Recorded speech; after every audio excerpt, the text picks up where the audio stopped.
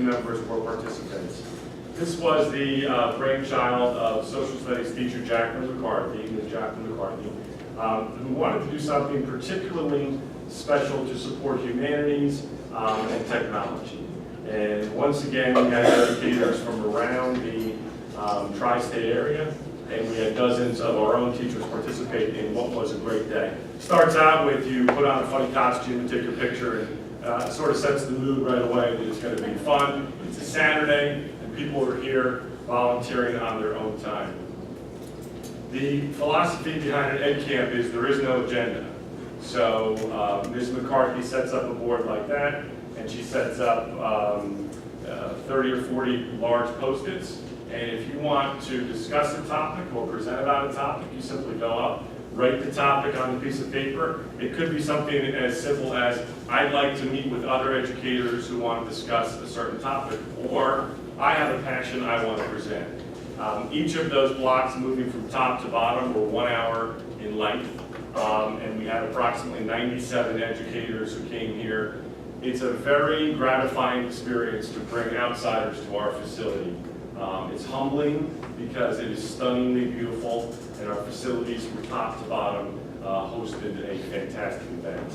A little, I might say, nerd humor there. Don't mess with text sets, okay?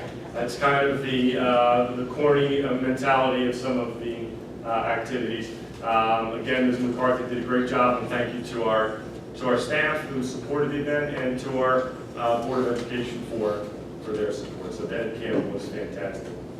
Our October in-service day was very successful. We had several teachers move out and participate in other activities throughout the county. Most of our staff was here, and the focus was on literacy throughout the curriculum, which is indeed a major focus right now. It's actually the exact same topic of last year's October in-service. So we are now, for the second year in a row, in October and November, using our PLC time to focus on this essential skill. Tomorrow will be my 5th meeting with the entire staff since September. So I've met with our staff on 5 occasions this year. Sorry, 4 occasions. Tomorrow will be my 5th meeting with the staff to patiently and clearly attempt to communicate the importance of literacy, and as we did in October last year, to have an annual focus on the fact that this is a critical skill. So I asked every teacher on the High Point faculty if they agreed with the following statement. Raising young men and women is the most important thing we do. Hard work, character, honesty, etc. But when it comes to academics, is there anything more important than this? And almost every person in this room and every member of our faculty unanimously agreed. It's hard to get 100 people to agree unanimously on something, but this was unanimously something we agreed to. And we focused on it last year as well. I'll get back to literacy in a moment. Speaking of literacy with PSATs. Mr. Talame mentioned that it is an enormous amount of work to run the PSATs. Mr. Peltier, I believe, helped with this task last year, is that correct? Right? It takes weeks and weeks and weeks, and you have 900 students and 100 staff members asking students to do something challenging and difficult, and it was overwhelmingly successful. I'd also like to add that we have fewer 12th graders this year than any year in the past 5 that have still not passed an assessment for graduation. So students can demonstrate proficiency in PARC, PSAT, SAT, ASVAB, etc. I believe we're down to approximately 12 students. This time last year we had about 30 seniors who still needed to pass the assessment. So thank you to Mr. Giardino on that. There is no more PARC. So PARC has been sunsetted or put to rest. The new assessment, which is basically PARC with a different name, is the New Jersey Student Learning Standards Assessment. Last spring, the Department of Ed crisscrossed the state, and they sought feedback from parents and from teachers and from students about what you think about PARC. And overwhelmingly, the feedback that the DOE received was something that I've said for a long time. It's a really good test. The questions are valid. The skills that are assessed are significant. It's simply too long. Asking students to test, in some instances, for 2 to 3 hours a day for 6 consecutive days in May, when it's hot, is to some degree soul-crushing. Now, the idea behind PARC originally was the brainchild of a brilliant educator named Barry Ehrlichson. And Barry Ehrlichson's concept for PARC was, we need to give these rigorous assessments in a classroom with a teacher, and then we need to look at the feedback of the data, and we need to test them again in the middle of the year and check for growth. And then we need to measure them a third time, in class with their teacher. And that is what we've begun to do this year in-house with the Lincoln platform. PARC is going away. I shouldn't say PARC is going away. PARC is going to be reduced. What the state announced last week is that PARC will go from 6 different subjects that are tested down to either 2 or 4, and every subject that gets tested will go from approximately 3 hours to about an hour and a half. So less time on tests and less subjects tested. I emailed the student body for the PSAT, and I told our juniors and seniors, this may very well be the last standardized test you ever take. So the good news is, for those that are concerned that we overtest our students, is that there's a dramatic decrease in standardized testing. Now, SAT is a fairly well-regarded critical assessment where there is considerable buy-in. This is what the SAT asks students to do for critical reading.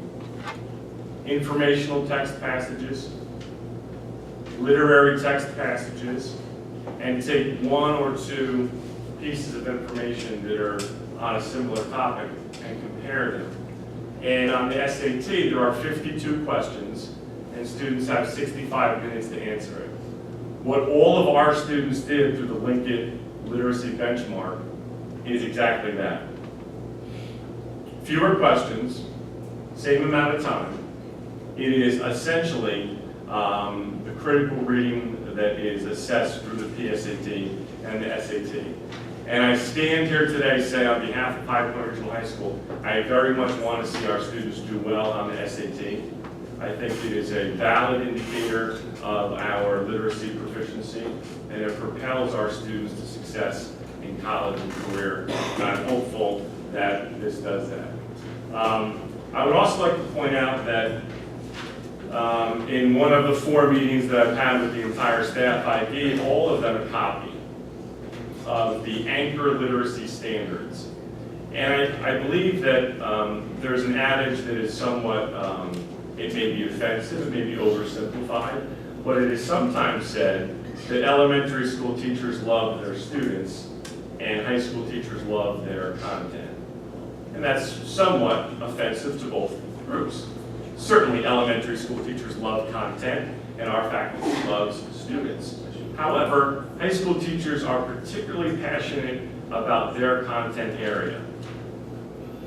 Like it or not, there are a set of standards that are legally required to be taught in just about every subject. And what we're doing for the next 6 weeks is to take a look at data and to say, how well did High Point students perform at mastering these 9 standards? And then through PLCs to reflect with the staff and say, well, to what extent are we teaching and assessing those standards? How can we borrow best practices from one another? And how can we improve at targeting what all staff at High Point agree is the single greatest academic responsibility we have? So I'm excited that our PLC cycle, which is approximately 5 sessions. Now we're in our 3rd year of PLCs. The literacy-based PLC sessions are 5 sessions where teachers look at their students' results and they collaborate with other teachers about what they're currently doing to address those skills and standards, sharing best practices, and seeing if they can't possibly target areas for improvement. Tomorrow, I'm meeting with the entire staff. It will be my 5th face-to-face engagement with them about this specific topic, and we are excited to see our SAT scores improve, to see student proficiency increase, and to prepare our students even better than they are for the SAT and for college and career. Favorite part of my presentation always is a little snapshot off of social media. Theme this month is our kids knee-deep in their work. They like to, this is I think a reflection of the degree to which our students enjoy what they do in class. They don't just tweet out football and volleyball games, they tweet out what's happening in the classroom. Land art, I didn't know it existed. Kids seem to be enjoying it. A student is reading and writing and tweeting, and we call that old school. And it's still, of course, relevant today. There's a little bit of new school. This was our AP language students who all chose a word for the day, and they adorned the word in some type of decorative jewelry or clothing. And staff were invited to stop the student and ask them what that word means. I believe one of the students is modeling aphorism, which we have the definition right there. So it's a great way to talk about higher level language and to promote literacy, the most important thing that we do. Design thinking is, Ms. McCarthy went to a workshop in San Antonio this summer, and she's doing a lot of collaborative project-based learning focused on this. And some students doing their homework before school starts. And our environmental science students seem to always be outside. I didn't know we had this many streams of brooks, but every day I turn around, they're rolling up their sleeves and getting wet. And that's that. Questions? Thank you. Thank you. Okay, other business. Do you have anything?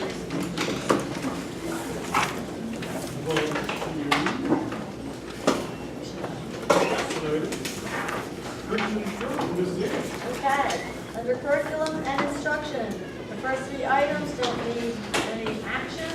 The faculty attendance was accepted, the student attendance rate was accepted, and the suspension report for the month of September is accepted.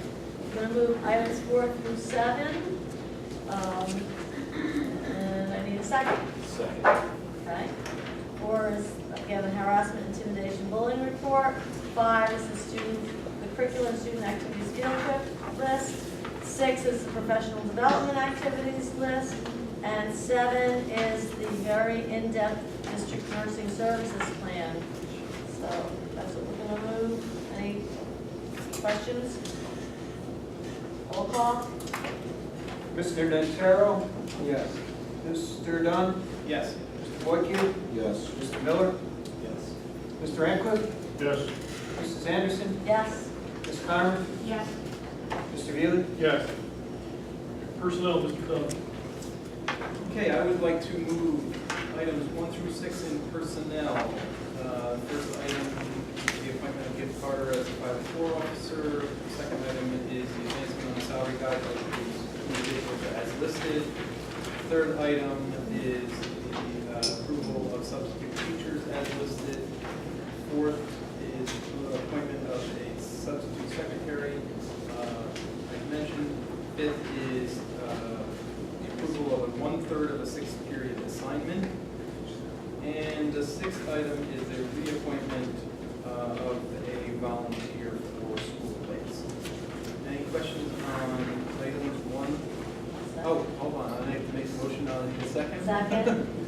Now I'll ask if there's any discussion or question on items 1 through 6.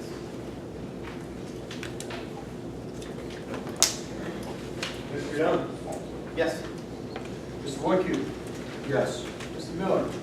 Yes. Mr. Ancliffe? Yes. Mrs. Anderson? Yes. Ms. Conrad? Yes. Mr. Notaro? Yes. Mr. Veely? Yes. Okay. Extracurricular, number one is the extracurricular appointments as listed. There is a typo on the second one, it should say assistant girls basketball position. I need a motion. So moved. Any discussion on item one? Okay, roll call. Mr. Boyku? Yes. Mr. Miller? Yes. Mr. Ranquiff? Yes. Mrs. Anderson? Yes. Ms. Conrad? Yes. Mr. Notaro? Yes. Mr. Dunn? Yes. Mr. Veely? Yes. Okay, we don't have any policy items at this moment. Negotiations, the board would just like to reiterate what Carla Mancuso said. We had a very pleasant and productive meeting. We hope to move forward and get you guys all wrapped up and happy. All right? So, that being said, we'll move on to buildings and grounds where there's never nothing going on.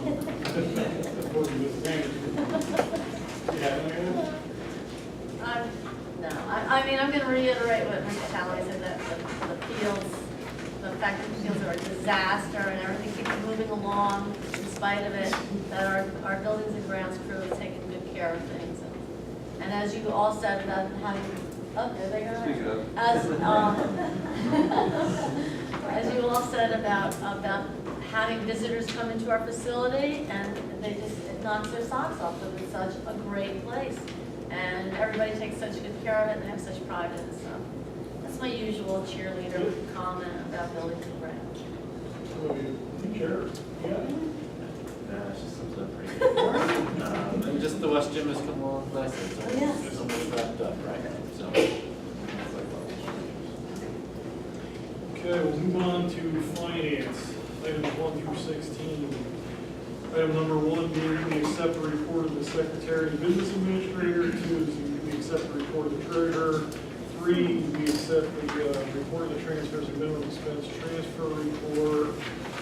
Number 4, we approve the payment of the attached and schedule of the bills. 5, we accept the agency account, adult education, athletic account, cafeteria account, principal petty cash, school storage student account. Number 6, we approve contract between Camden County Ed Services Commission and High Point Regional High School. Number 7, recommended that we approve the contract between PRNYPC and High Point Regional. Number 8, recommended that the board approve the following tuition contracts as listed. Number 9, recommended that we approve those tuition contracts between High Point and those districts listed. Number 10, recommended that we approve the disposal of the following item on GovDeals, middle lady. Number 11, that we approve the list of surplus property to be sold through GovDeals. And you can read that at your leisure. Number 12, recommended that the board approve the agreement between Skyline Ice World and High Point Regional for the facilities. 13, recommended that we grant permission to the Sussex Fire Department to host a benefit concert on November 30th, 2018, during the hours of 4 and 10 p.m. 14, recommended that we grant permission to Frankfurt Township School to host a student-faculty basketball game on March 18, 2019, from 6 to 9:30 p.m. 15, recommended that the board grant permission to Sussex Women's Club to host a tribute trail on April 12, 2019, during the hours of 6 to 10 p.m. Apparently it's the place to be. Number 16, we grant permission to Sussex Lawrence Board of Ed to host a fundraiser basketball event on November 1st, 2018, during the hours of 6 to 9 p.m. And a fundraiser volleyball event on February 22nd of 2019 from 6 to 9. So I need a motion. So moved. Second? Any discussion on 1 through 16? Other than that, this is the place to be. We charge fees for groups that do not exist within our community. We believe that this is we operate it as this, we believe this is the center of the community. We want the community to be able to access it. They pay taxes and they should be able to access it without having to pay fees. Should they, however, have an event that exceeds 100 participants, they are required to pay for security. Also, yes, if they are not within our community, there are fees assessed. Anything else? Okay, roll call. Mr. Miller? Yes. Mr. Radcliffe? Yes. Mrs. Anderson? Yes. Mr. Connor? Yes. Mr. Notaro? Yes. Mr. Dunn? Yes. Mr. Woyko? Yes. Mr. Beely? Yes. Transportation. Okay, I'd like to move items 1 through 6. Number 1 is recommended by the superintendent that the board approves the following joint transportation agreements for the 2018-19 ESY program with revised route cost as listed. Number 2 is recommended by the superintendent that the board approves to award the following quoted special education routes to the contractor with the lowest quote for the 2018-19 school year as listed. Item number 3 is recommended by the superintendent that the board approves the following joint transportation agreements for routes for the 2018 school year as listed. Item number 4 is recommended by the superintendent that the board approves the following joint transportation agreement for a different special education route for this student in the 2018-19 school year as listed. Item number 5, it is recommended by the superintendent that the board approve the following addendum to a contract for additional mileage for the 2018-19 school year due to the addition of a student as listed. Finally, item number 6, it is recommended that the board approve the following quoted contract for trips for the 2018-19 school year as listed. Looking for a second. Second. Any questions? Mr. Radcliffe? Yes. Mrs. Anderson? Yes. Ms. Carver? Yes. Mr. Notaro? Yes. Mr. Dunn? Yes. Mr. Woyko? Yes. Mr. Miller? Yes. Mr. Beely? Yes. Okay. Correspondence, we have a letter from the state DOE. Does my heart good to read this.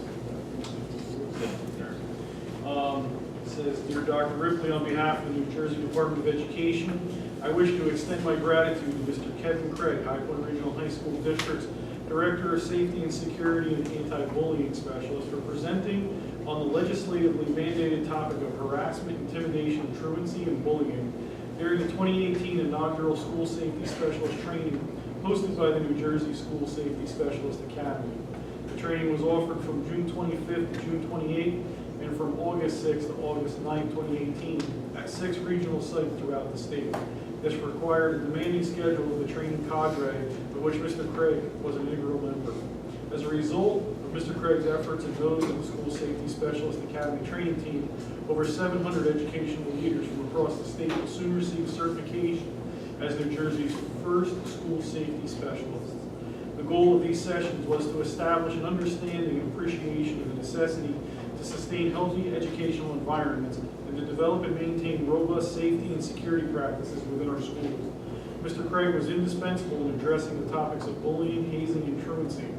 Kevin's presentations included harassment, intimidation, and bullying, HIB, school safety, school climate teams, HIB investigations, and provided numerous resources pertaining to the Anti-Bullying Rights Act. His content was practical and timely, especially given the need to establish and maintain positive school climates. Mr. Craig's presentations were professional, informative, and based on feedback received, highly appreciated by those in attendance. I am grateful for the collaboration and partnership which exists between the High Point Regional High School District and the New Jersey Department of Education in promoting safe and secure schools, and look forward to further collaboration in the future. Sincerely, Lamont Repellet, Ed.D. Doctorate, Commissioner of the New Jersey Department of Education. So, congratulations, Kevin. It's well earned, and thank you for all that you do here and everywhere else in the state. Thank you. Appreciate it. Thank you.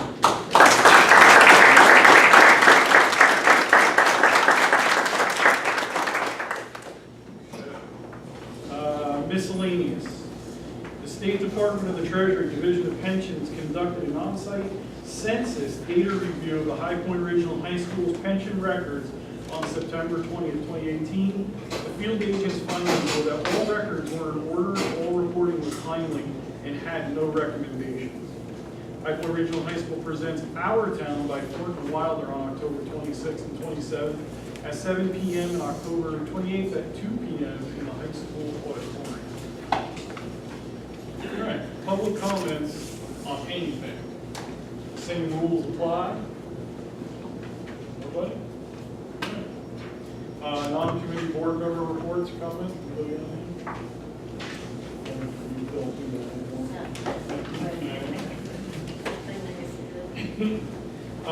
Other business, nothing like that, right? All right, I need a motion to adjourn. Motion. Second. All in favor? Aye. Opposed? That's it.